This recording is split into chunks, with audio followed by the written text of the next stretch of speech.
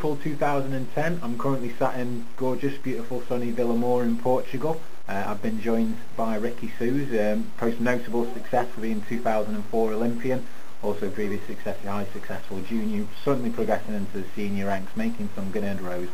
Unfortunately, since then it's been a frustrating period, which we will hopefully touch upon during this interview. But now I think it's pretty exciting because for the first time in a long while, Ricky's in an actual position where we're away training with a Loughborough contingency led by George Gandy, where he's actually in a position where he's eyeing up seriously the prospect of a full long-term track season. So Ricky, just what are your thoughts? Obviously currently now, like I say, it sounds pretty exciting. What are your thoughts on going into this summer campaign? Yeah, pretty solid winter. You'd always hope for better, and you have to really want more, but no serious injuries this winter. January, February didn't go as I'd like, but I'm in one piece now and doing a few sessions together. So, looking forward, there's no reason why I can't hope for a full track season and get a spike on and really make the inroads into and build on what I've done last season and the season before, really. Good.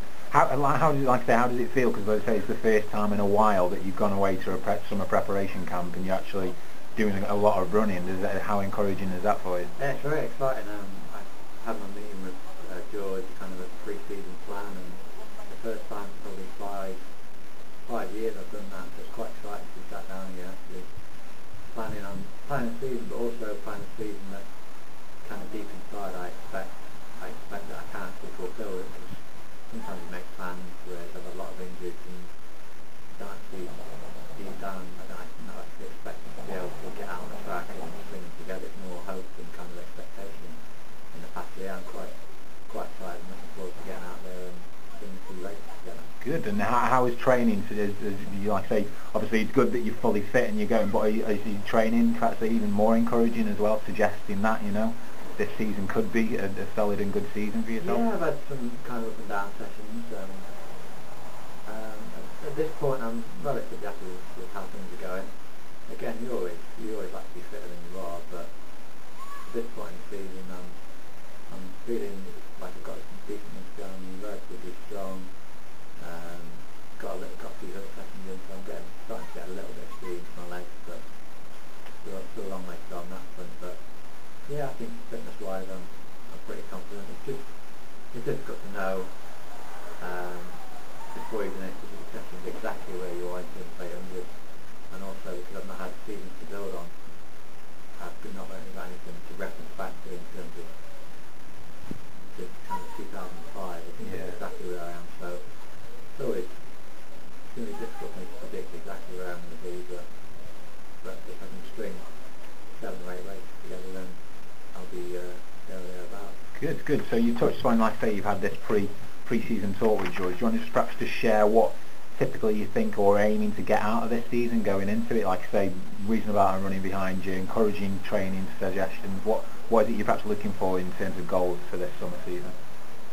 Yeah, as I mentioned again, it's difficult to set any real specific goals, but the main one would be to set is kind of looking for 3A final in one piece, ready to compete. So for me that's kind of going to be a challenge, because we've got to string 2 or 3 races together. I've got to get the races to get their fitness. The last couple of seasons I've only had two 800s, and then I've kind of either been at the end of the season or broken down a little bit again. So if I can string 5 or 6 races together, then get to 3A, be fit enough to make the final, and in one piece on the start line, that's kind of the main aim. And then in terms of times, I'm 1:49.2 in my second race last year, so I'll be looking to improve on that clearly. So that's in terms of time, that's what I'm looking for as well. Okay, good.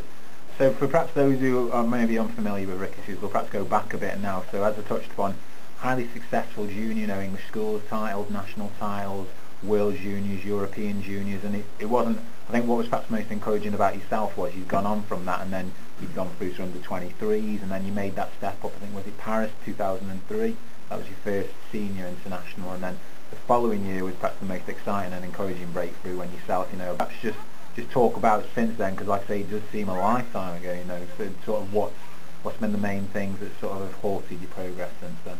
I tore my calf 2004 season, actually. Early that season I tore my calf and it was kind of misdiagnosed slightly. I recovered from it initially pretty well. I had a pretty good season, as you say. Couldn't really complain. Good winter after that, really good Christmas season after that.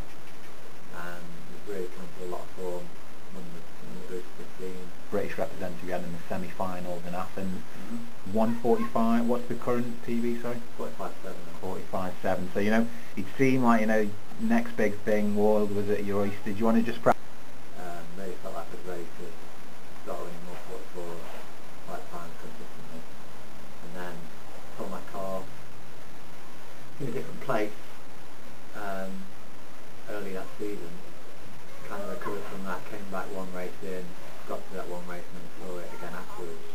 And then since then it was a lot of calf tears and calf trouble. And eventually, end of 2006, had an operation on the calf. And that pretty much cleared that up. But because I had so much time off, missing lots of track work and just the general conditioning that we take for granted just from running Sure, yeah. week in, week out, and the all-round training program.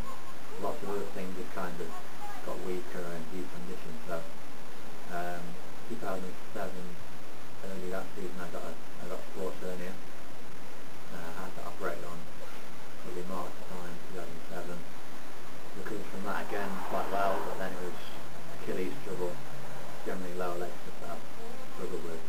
And then since then, it really has been this niggly little thing that stopped me. And it's been kind of really kind of drawn out process of building slowly, building this kind of training background again, and having 4 or 5 weeks and then getting a niggle and missing 2 weeks. And so I've always been kind of improving and building on it, but it's just been so long that, that and then there's the thing where you had a lot of injuries, so you kind of worried and maybe you're a bit overcautious. And then till the season before last 2008, I ran a couple of races, 150.9, and then the calf played up a little bit again. And then last year, coming back year early in the season, and then it was kind of trying to squeeze things in August, September, and got a few races in. It was disappointing until the very last race, I won 149.2. Started to feel a bit more like a proper athlete again. That's kind of what spurred me into this winter, really. That was kind of the turning point in terms of that. Again, I kind of expect more now that I can go out and just do a race together and compete at that level, rather than kind of hoping that things might happen and always having that nagging bit in the back of my mind that something's going to break down at some point and stop me from really getting back. I was going to say, it's quite encouraging to see that you've never really ever totally given up on it, have you? I know it's like I say, you've gone through difficult times, but in particular when you've